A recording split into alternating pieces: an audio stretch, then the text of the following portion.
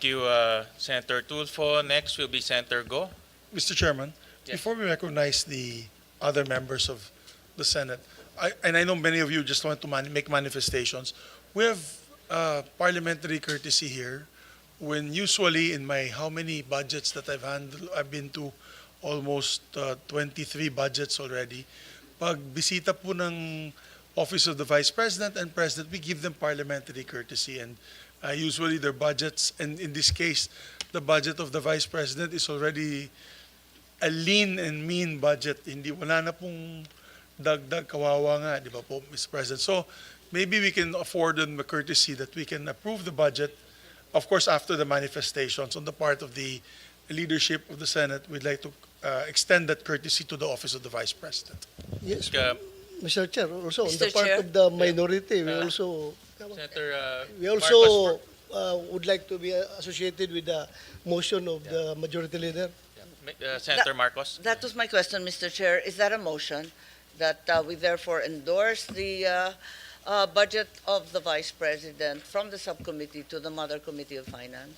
Well, let's give the members an opportunity to give their manifestations. No, That's fine, All right. but may I make that motion and hold it in abeyance Yes. until everyone has you can do it at the end Thank after you. the manifestations. Mr. Chair, before I have to attend to a caucus upstairs, I would just like to manifest that I support po the budget of the OVP. As a matter of fact, kung po pwede po sana pag-aralan natin, review, yung binawas po na 39 million, baka pwede pong ibalik ulit. Because maganda naman po yung mga programa na ilatag po ng OVP. Thank you, Mr. Chair. Thank you, Senator Tulfo. Next is Senator Go.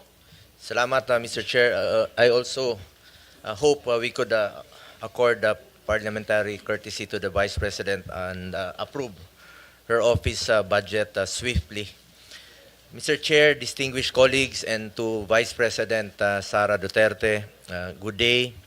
Mr. Chair, I just want to express my strong support for the proposed budget of the Office of the Vice President for 2026.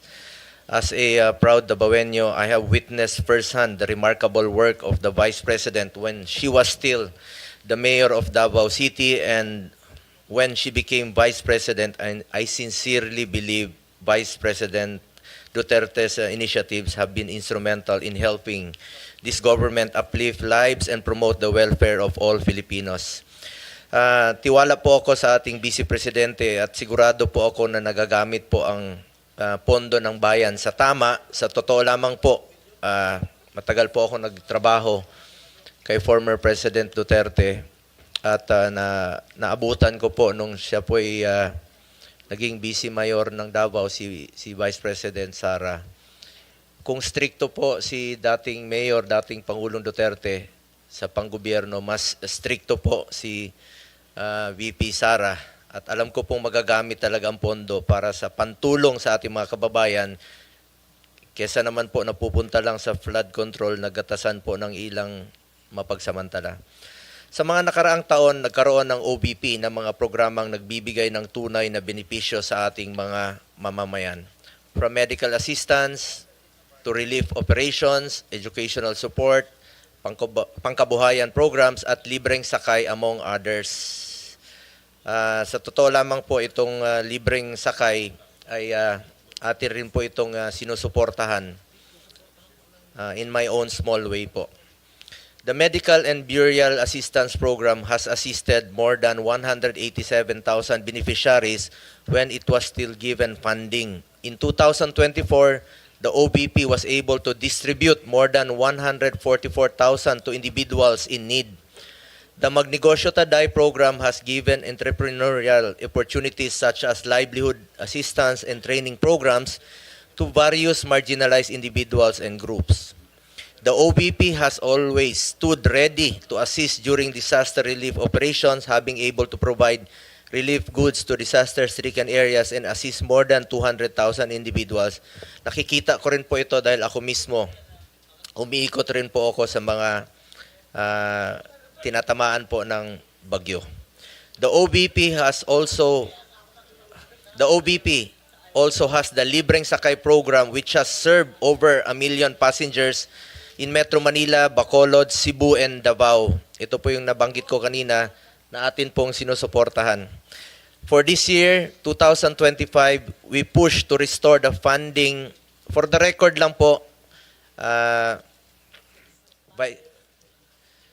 Madam Vice President, meron lang po akong ibabanggitin sa inyo. For this year, ibig sabihin ito po yung last year na budget deliberation. Gusto ko lang po ipakita sa screen yung 2025 NEP ninyo na proposed budget. Sandali lang po, ma'am. Gusto ko lang i-share po sa inyo. 2025.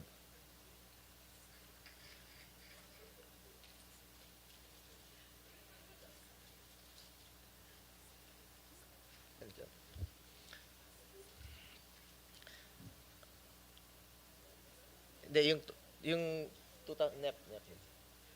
Saan na yan? Ayun. Yung 2025 na NEP ninyo, yun po yung proposed budget ninyo for this year sa 2025. Pagdating po rito, after the GAB, ibig sabihin, after dumaan po sa lower house, ginawa pong 733 million. So, ibig po sabihin na nabawasan po pagdating dito sa Senado. Ito po yung sa 2025. We push to restore the funding for socio-economic programs of the OBP, which was cut by the lower house. Dahil alam natin na malaking tulong po ito sa mahalagang programa po ng OBP na may direktang benepisyo sa ating mga kababayan. From the proposed 2 billion in the NEP, the OBP only received 733 million in the 2025 GAA. Hindi po napondohan at binawasan po ang pondo sa mga programa na pangtulong po sa ating mga kababayan. In fact, I wrote a letter to then Finance Chair Senator Grace po to restore funding for the OBP. Nakakalungkot lang po na hindi ito napagbigyan. Majority rules dito at minsan po'y small bycam po ang nagdi-decide. Marami po sanang matutulungan ito kung na-approve po itong budget. Ma'am, ayan po yung sulat ko for yung last year po. Sa totoo lang po, inihalal po ang Vice President hindi lamang para umupo sa pwesto at maging spare tire. Inihalal po siya para maging working Vice President para maglingkod at tumugon sa pangangailangan ng ating mga kababayan. That is why for next year, I urge the Senate to support the budget of the OVP in full. Napakaliit po ng increase. 1% lang po. Pero alam naman natin na marami pong matutulungan. Kung pwede lang po, Mr. Chair, kung allowed po ito, bawasan po ang budget ko sa opisina sa Senado. Kahit konti, ilagay na lang po sa OBP. Mr. Chair, lahat tayo na sa gobyerno, public servants, we are meant to serve the Filipino people. Basic mandate po ang tumulong, lalo na po sa mga nangailangan ng social services. Nakikita ko po yan, mahaba po ang pila sa kanyang mga satellite office. We must further empower and help BP's office to respond to the needs of the Filipino people, especially the marginalized sector. Muli, nais ko pong ipahayag ang aking suporta para sa budget ng OBP. Alang-alang na lang po sa mga kababayan nating mahirap.